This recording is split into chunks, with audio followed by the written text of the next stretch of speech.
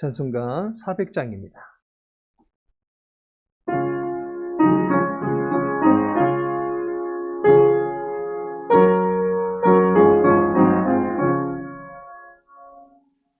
험한 시험 속에서 나를 건져주시고 노한 풍랑 지나도록 나를 숨겨주소서. 주여 나를 돌보시사도 이끌어주시고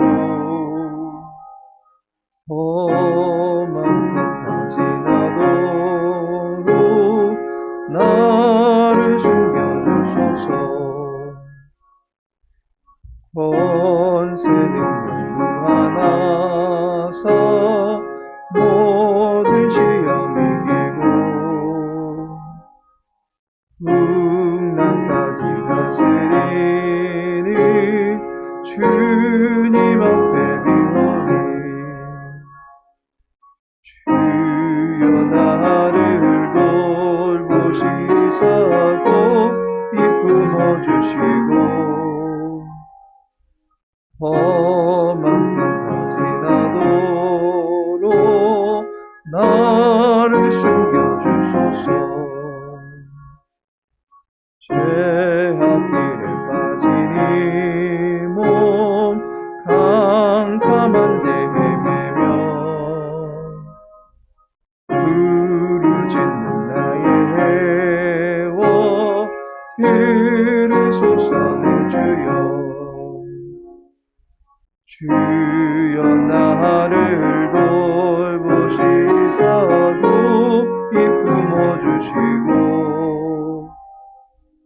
험한 풍랑 지나도록 나를 숨겨주소서.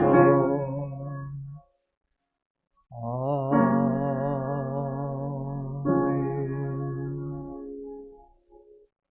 시편 25편입니다.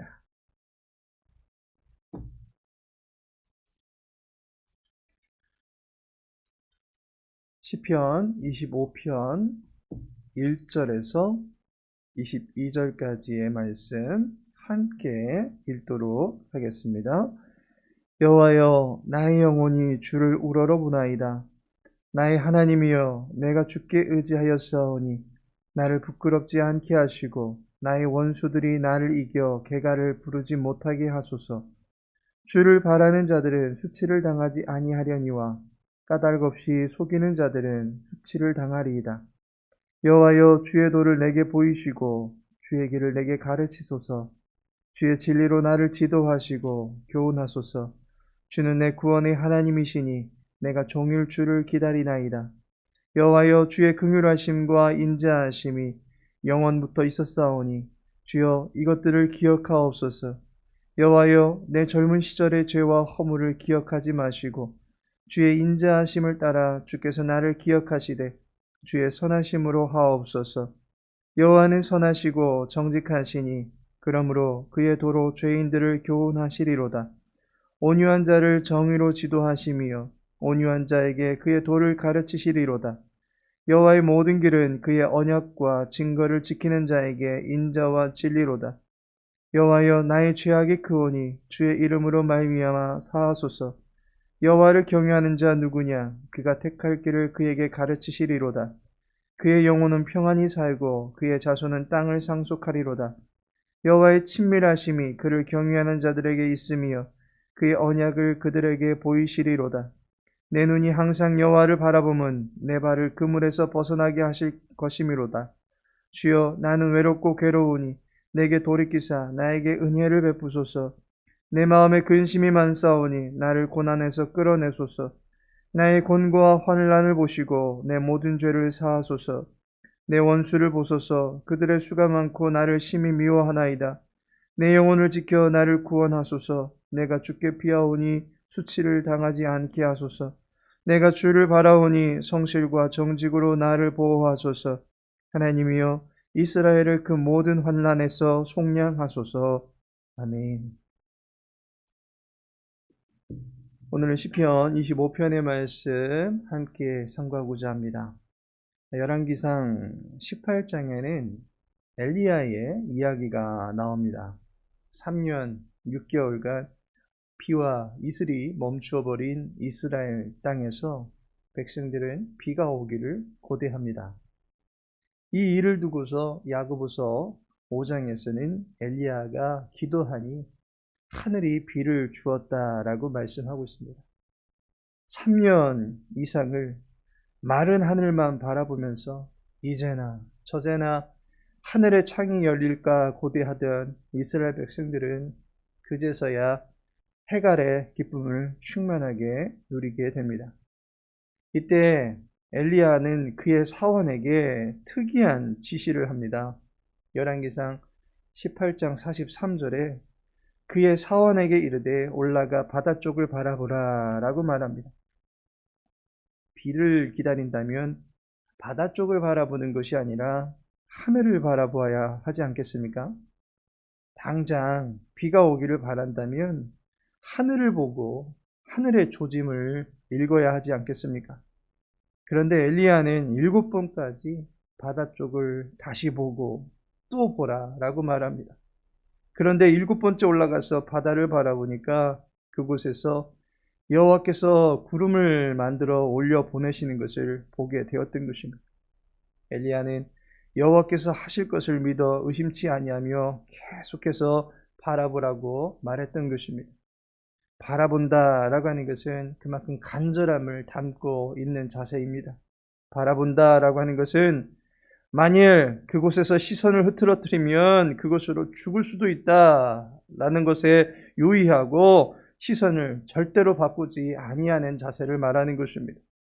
본문의 말씀 1절을 보니 여호와여 나의 영혼이 주를 우러러 보나이다 라고 말씀하고 있습니다. 시인은 여호와 하나님을 우러러 보고 있습니다. 이것은 여호와 하나님께 자신의 마음을 두겠다라고 하는 것입니다. 마음이 있는 곳에 우리의 시선을 두게 되어 있습니다.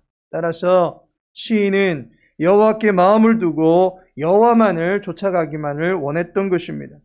여기서 우리는 바라봄의 두 가지 원칙을 발견하게 됩니다. 그 첫째가 바라봄은 배우는 것이다 라고 하는 것입니다. 바라보는 것은 그 모습을 흉내내며 배워가는 것을 말합니다. 코로나가 터지면서 어린이집 교사분들이 마스크를 쓰기 시작했습니다. 그러다 보니 어린이집에서 원생활을 하는 아이들이 선생님과 언어 소통이 더뎌졌다라는 이야기가 있습니다. 왜 그렇습니까? 선생님의 표정을 볼 수가 없기 때문입니다. 즐거울 때 입가에 미소가 번지고 엄하게 할 때는 인상이 찌푸려지는 식의 모습을 볼 수가 없기 때문입니다. 감정을 읽기가 매우 어렵다라는 것입니다. 보는 것이 그만큼 중요하다라는 것입니다. 보는 것을 배우고 보는 것을 따라하게 되어 있습니다. 시인은 자신이 여호와를 바라보겠다라고 합니다. 그러면서 그는 여호와를 배우겠다라고 하는 뉘앙스의 고백을 시 이곳저곳에서 많이 하는 것을 보게 됩니다. 4절을 보시면 여호와여 주의 도를 내게 보이시고 주의 길을 내게 가르치소서라고 말씀합니다. 이어지는 5절에도 주의 진리로 나를 지도하시고 교훈하소서라고 말씀합니다. 이후로도 시인은 교훈하다, 지도한다, 가르치신다, 언약을 보이신다 등으로 여호와를 배우는 일에 있어서 말씀을 가까이 하고자 하는 것을 보게 됩니다. 여호와를 우리가 바라본다라고 하는 것이 멍하니 하늘만 바라보면 되는 그런 모습을 말하는 것이 아닙니다. 여호와는 자신을 성경 66권을 통해서 우리들에게 보여주셨습니다. 성경을 가리켜서 밝히 보여졌다 해서 계시된 책이라고 말합니다.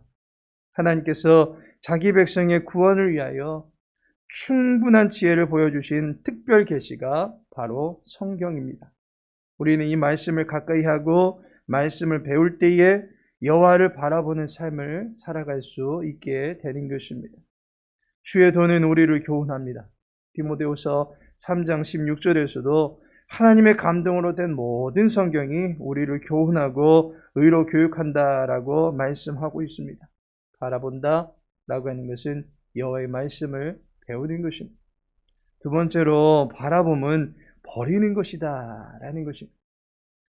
안경을 쓰고 계신 분들은 잘 아실 것입니다. 보고 있는데 뿌옇게 보여지면 어떻게 된 것입니까?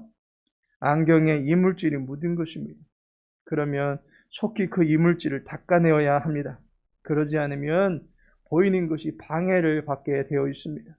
심지어 뿌연 성에라도 끼게 되면 보이지 아니하는 경우도 발생하게 됩니다.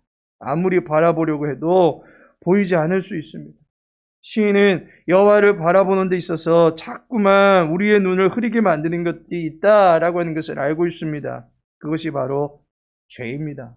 7절에 보면 여호와여 내 젊은 시절의 죄와 허물을 기억하지 마시고 라고 말씀하고 있습니다.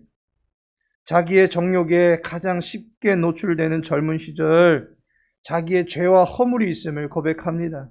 그리고 그 모든 것을 기억지 말아달라라고 고백합니다. 그 모든 것을 말끔하게 사하여달라라고 고백합니다. 죄가 있을 때는 여호와를 똑바로 보지 못하는 것입니다. 고개를 숙이게 되는 것이고 나무 뒤에 자꾸만 숨으려 하게 됩니다. 또한 우리는 어려움들이 닥칠 때에 하나님을 보지 못하는 경우가 발생합니다. 17절에 보시면 내 마음에 근심이 많사오니 나를 고난에서 끌어내소서. 18절에도 나의 곤고와 환난을 보시고 내 모든 죄를 사하소서라고 말씀하고 있습니다. 감당하기 어려운 시험과 환난 속에서 우리는 주님만 바라본다라고 말합니다.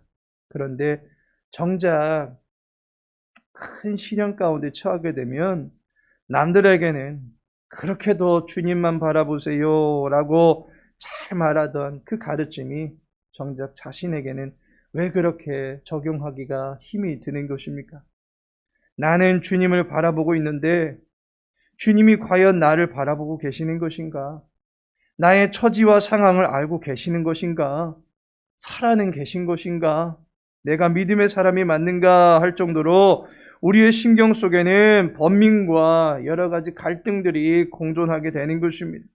이럴 때 우리는 또다시 하나님이 아닌 다른 것들에 손을 뻗어보고 싶고 다른 것들을 의지하고 싶은 유혹들이 생겨나게 됩니다. 하나님을 향한 절대 신뢰의 시선은 어느새 다른 것들을 바라보느라고 분산이 되어지는 것을 경험하게 됩니다. 이와 같이 시인은 우리의 마음을 더럽게 하고 우리의 마음을 약하게 하는 모든 것들을 버리기를 원하는 것입니다.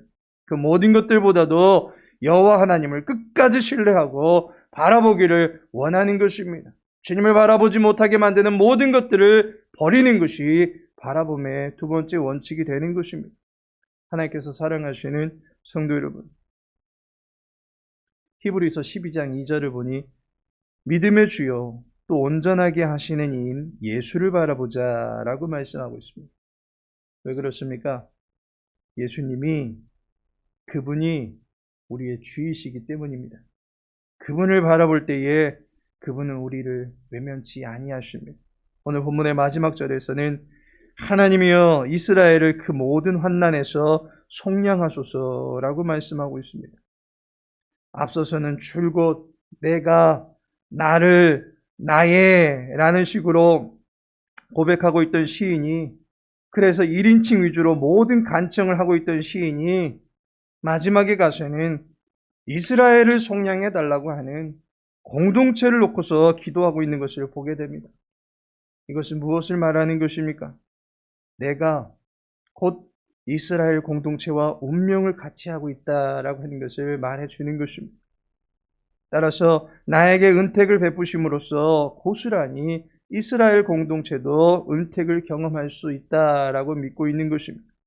이것은 나라고 하는 사람이 국가의 지도자 또는 공동체의 대표이기 때문에 그러한 것입니다.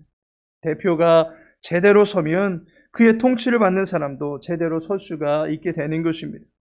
우리가 예수 그리스도를 바라볼 때에 예수님은 십자가를 이겨내시고 부활하셔서 생명의 능력을 가지고 자기의 백성들을 주관하고 계시는 것을 보게 되는 것입니다. 우리가 예수님을 바라볼 때에 우리 또한 예수님의 선한 통치 영역 안에 들어가게 되는 것을 보게 되는 것입니다. 우리 또한 그 지도자와 함께 운명을 같이 하는 삶을 살아간다라고 하는 것을 보게 되는 것입니다. 영생의 주님을 바라볼 때에 우리가 영생하는 것이고, 부활의 주님을 바라볼 때에 우리도 부활케 되는 것이고, 믿음의 주님을 바라볼 때에 우리는 믿음의 결국인 영혼의 구원을 얻을 수 있다라고 하는 것을 비로소 보게 되는 것입니다. 주님을 바라보면서 주님을 통해서 베풀어 주시는 은혜를 충만하게 누릴 수 있게 되기를 축원합니다. 오늘은 복된 성일입니다. 주님을 바라보며 예배할 때에 주님을 온전히 배울 수 있게 되기를 소망합니다. 그리고 주님을 바라보는 일에 있어서 장애가 되는 모든 죄의 곤고한 문제들이 예수님의 이름 앞에 해결되어지는 은혜를 경험케 되어짐으로 말미암아 오직 주님만 똑바로 바라보고 살아갈 수 있는 신실한 믿음의 백성들 다 되시기를 예수님의 이름으로 축복합니다. 다 같이 주기도문 하시고 각자 자유롭게 기도하시고 돌아가시기 바랍니다. 하늘에 계신 우리 아버지여, 이름이 거룩히 여김을 받으시오며 나라의 마옵시며 뜻이 하늘에서 이룬 것 같이 땅에서도 이루어지이다. 오늘날 우리에게 일용할 양식을 주옵시고 우리가 우리에게 죄 지은 자를 사하여 준 것 같이 우리 죄를 사하여 주옵시고 우리를 시험에 들게 하지 마옵시고 다만 악에서 구하옵소서. 내게 나라와 권세와 영광이 아버지께 영원히 싸움나이다. 아멘.